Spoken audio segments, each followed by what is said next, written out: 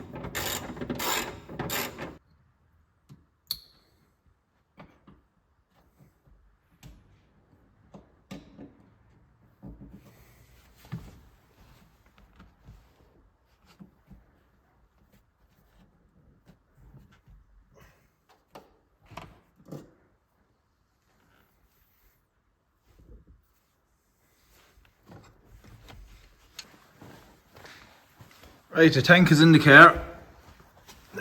It's kind of hard to show you, but you can see it there. There it is. It was very difficult to actually get an angle on that, but it's there. So there's the proof that it's in. So I'm going to go on to the coilovers, and then we'll be able to button up the back of this and get this back on the ground. But yeah, so I hadn't noticed this, but there was two different types of shock, I suppose. Or else maybe one of them is just goose, but that's way thicker on one side compared to the other. And obviously the height difference is there, but truth be told, even when I drove the car, I never noticed it. The ride height looked the same on both sides, but that's kind of odd. But we're going to go with the BCs. Just set it like the standard out of the box height, just going to chuck them in and get the car back on the ground. And then when we get the proper wheels eventually on the car, then we'll set all the heights of these.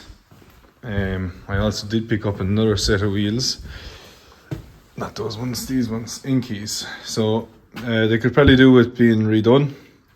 The barrels aren't super. I gave them a bit of a clean, but these were kind of painted at one stage and some of the paint is coming off, and then the barrels or their faces themselves are kind of a raw finish, but I think they're nice. 15x7s, the same as the P1s.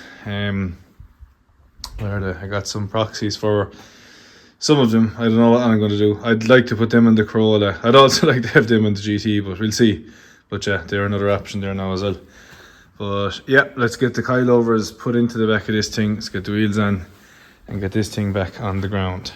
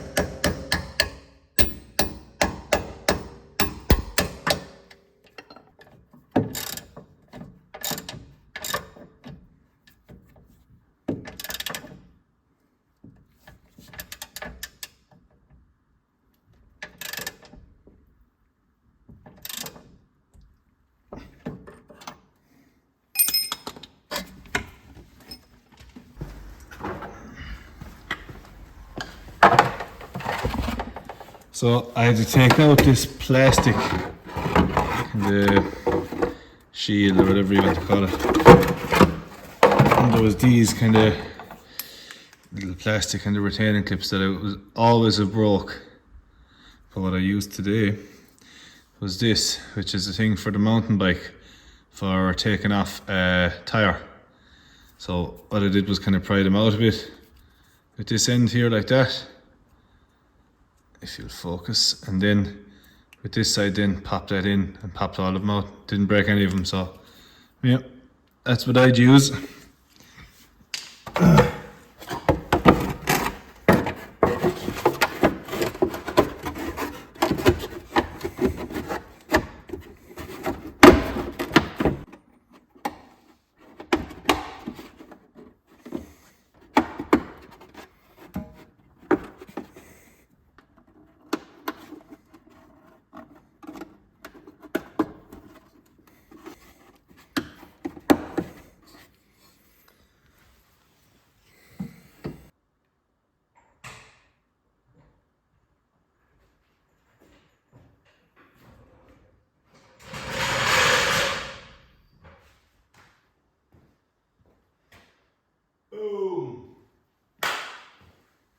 So there we have it. We've all our few bits done. I bought a little whiteboard for the shed a couple of weeks ago, and I got some of the things that I wanted done written down on it. So we've actually ticked off a huge amount of these. So the first one was the gearbox seal and seed in. Will that fix the leak and top it up with oil? We've done that, and I can confirm there's no more leak coming out of the gearbox, which is ideal. Rebuild the drives, we have done that. Fit the coilovers, we have just completed that. Fit the new fuel tank, that's now done. I want to get new discs and pads for the car, and then obviously the biggest one for this project is going to be rust misery. But yeah, that's a huge amount of stuff done in my eyes anyway. So what I'm going to do is, well, what time is it? So it's 11:20 on a Sunday night. I have no petrol here, Hurtle. So I'm going to get petrol this week, I'm going to charge up the battery this week, and I promise the next video we're going to take this car for a drive, and it's going to be some crack. So I'm going to continue on down this list, I'm going to get petrol, and I'm going to see you in the next video. Thank you for watching, goodbye.